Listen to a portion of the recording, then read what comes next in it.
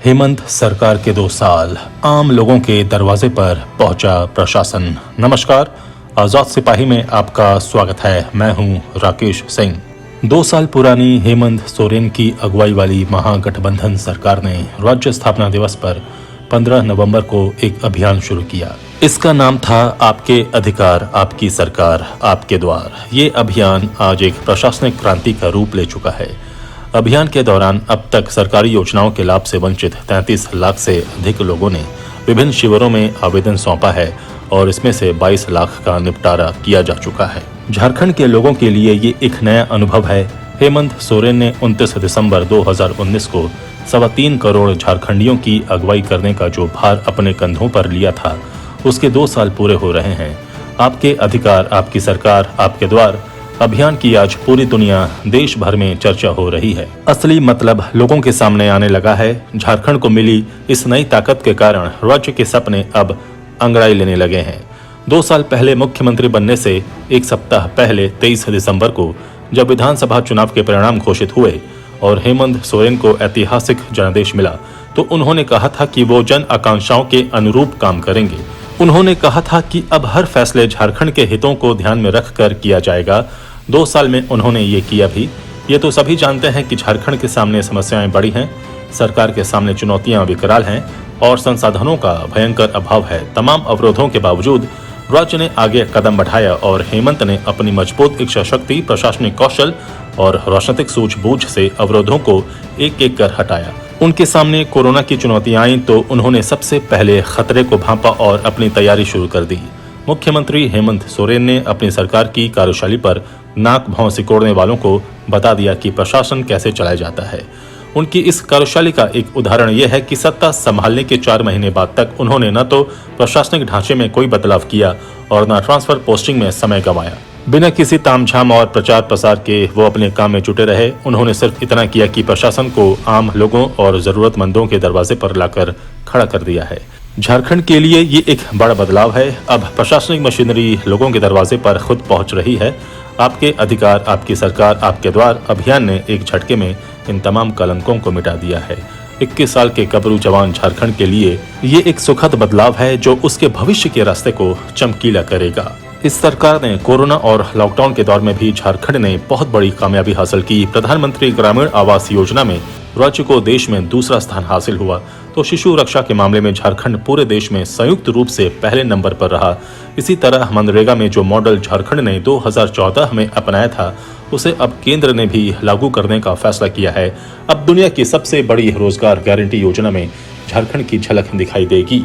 2 साल पहले जब हेमंत सोरेन सरकार ने सत्ता संभाली थी, तब राज्य का खजाना लगभग खाली था और सामान्य कामकाज के लिए भी रकम की व्यवस्था इधर उधर से की जा रही थी। जीएसटी संग्रह और केंद्रीय करों में राज्य के हिस्से से रोजाना का खर्च तो चल रहा था, लेकिन विकास योजनाओं के लिए पैसे की कमी से राज्य जूझ रहा था।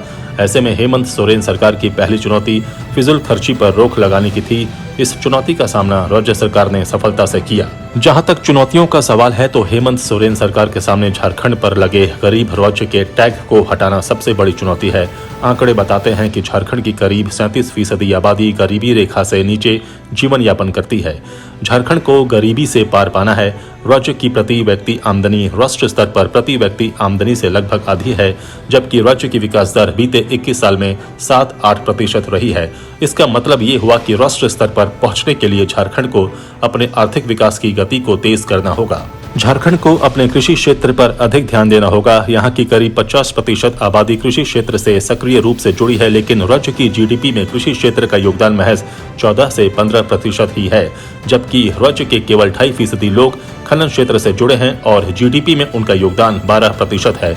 करीब 6.5% रोजगार देने वाला विनिर्माण क्षेत्र की जीडीपी में हिस्सेदारी 14% है। ये आंकड़े बताते हैं कि झारखंड के विकास का पैटर्न बहुत विषम है और ये विषमता कई चुनौतियों को जन्म देती है।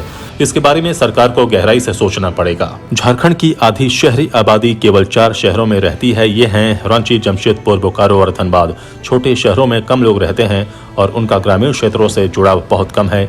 ये स्थिति झारखंड के सर्वांगीण विकास में बाधक है। ग्रामीण क्षेत्र को शहरी क्षेत्र से जोड़ना बहुत जरूरी है ताकि विकास बराबर हो सके। बागवानी, खाद्य प्रसंस्करण, खनन, कृषि, विनिर्माण आदि क्षेत्रों में छोटे उद्योग लगाना बहुत जरूरी है। झारखंड की प्रति वर्ष खाद्यान्न आवश्यकता लगभग 50 लाख मीट्रिक टन की है, जबकि सबसे अनुकूल हालात में यहाँ खाद्यान्न उत्पादन 40 लाख मीट्रिक टन ही हो पाता है। ऐसे में इस 10 लाख मीट्रिक टन की खाई को पाट पाना बहुत बड़ी चुनौती है। गरीबी के अलावा बेरोजगारी भी झारखंड की बड़ी समस्या है। बताया जाता है कि झारखंड सर्वाधिक बेरोजगारी वाले राज्य में शामिल है और सर्वाधिक बेरोजगारी दरों वाले प्रदेश में से एक है। ये तो दुनिया जानती है कि झारखंड राज्य आंदोलन में महिला, पुरुष, छात्र ही नहीं बल्कि सरकारी कर्मचारियों ने भी प्रमुख भूमिका निभाई थी। पूरे राज्य में अलग राज्य के लिए जबरदस्त आंदोलन चला। कुछ लोगों का कहना था कि राज्य के लिए आंदोलन में हिस्सा लेने के बाद भी उन्हें आंदोलनकारी नहीं माना जाना उनके लिए काफी दुखदायी रहा। इन लोगों का आरोप था कि राज्य बनने के बाद भी राज्य आंदोलनकारियों को चिन्हित करने में ईमानदारी नहीं बरत रही।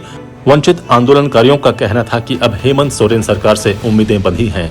सत्ता संभालने के 2 साल बाद हेमंत सोरेन सरकार ने जब झारखंड आंदोलनकारियों के लिए इन तोहफों का ऐलान किया, तब एक बार आंदोलनकारी बेहद खुश हैं। वे कहते हैं कि पिछली बार चुनाव से पहले गुरुजी ने ये भरोसा दिया था और उनकी बात कभी गलत हो ही नहीं सकती।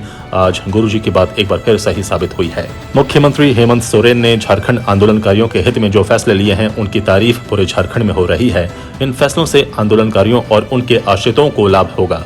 इनकी सही संख्या का पता भी आज तक नहीं लगाया जा सका है, लेकिन मोटे तौर पर अनुमान लगाया जाता है कि इनकी संख्या 3 लाख के आसपास है।